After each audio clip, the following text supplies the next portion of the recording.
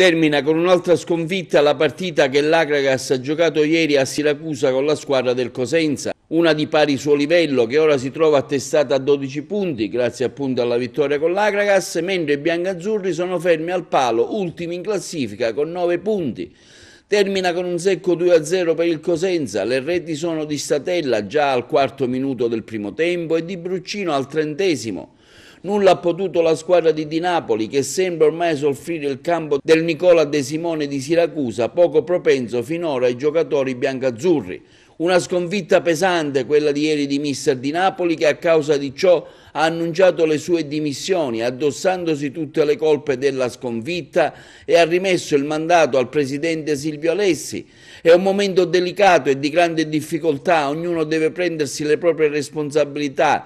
La società continua di Napoli deve decidere cosa fare per il bene dell'Akragas, non è più il tempo delle chiacchiere, rimanga solo chi vuole combattere per questi colori.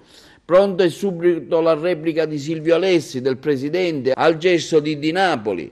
In seguito ai risultati ottenuti nelle ultime giornate di campionato, il presidente dell'Akragas, Silvio Alessi, esprime piena fiducia allo staff tecnico.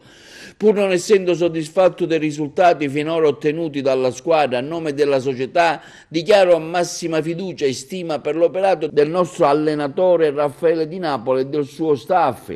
Il club inoltre comunica di aver adottato a partire da oggi il silenzio stampa fino a data da definirsi, affidando la consueta comunicazione con gli organi di stampa attraverso i comunicati. La dirigenza, pur rispettando il diritto di cronaca, ha deciso di dare priorità assoluta all'interesse della società e della squadra, affinché possa continuare a svolgere il proprio lavoro nel massimo della serenità possibile. Gli unici autorizzati a parlare con la stampa saranno il presidente Silvio Alessi e il responsabile dell'area tecnica Ernesto Russello. Intanto vi proponiamo il commento di mister Braglia, allenatore del Cosenza, e di Bruccini, autore del secondo gol del Cosenza. Partita vinta che ti risolve i problemi, perché di problemi basta vedere gli ultimi 20 minuti, ce l'abbiamo abbastanza anche noi. È chiaro che fa piacere, è chiaro che ti permette di lavorare un pochino meglio, però se possiamo essere contenti di una partita così mi preoccupa. Dobbiamo lavorare, dobbiamo migliorare su tante cose, meno male si sta facendo qualche risultato nel frattempo, però c'è tante cose da fare. Cos'è che non le è piaciuto in particolare? No, ma io non ve lo dico poi, ma io dico che è una squadra che ha la fortuna di andare in vantaggio, anche meritatamente 2-0, la partita la gestisce in un'altra maniera.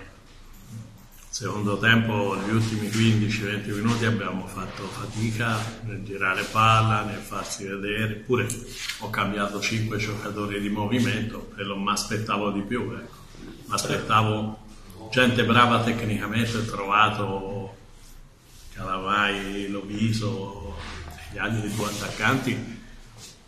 Io ho cambiato mezza squadra, mi aspettavo qualcosina di più, ma ha fatto Benino a cavallo quando è entrato molto motivato, mi è piaciuto, e gli altri hanno fatto un po' più fatica. Dovevamo cercare, dopo i 2 gol trovati, dovevamo chiudere la gara, così non è stato. Penso che abbiamo fatto un primo tempo discreto, e poi, come è successo come con la partita in casa, nel secondo tempo ci siamo abbassati, abbiamo smesso di giocare e abbiamo rischiato qualcosina. Questo non deve accadere, perché siamo una squadra con giocatori importanti e deve tenere il risultato e non farsi schiacciare così.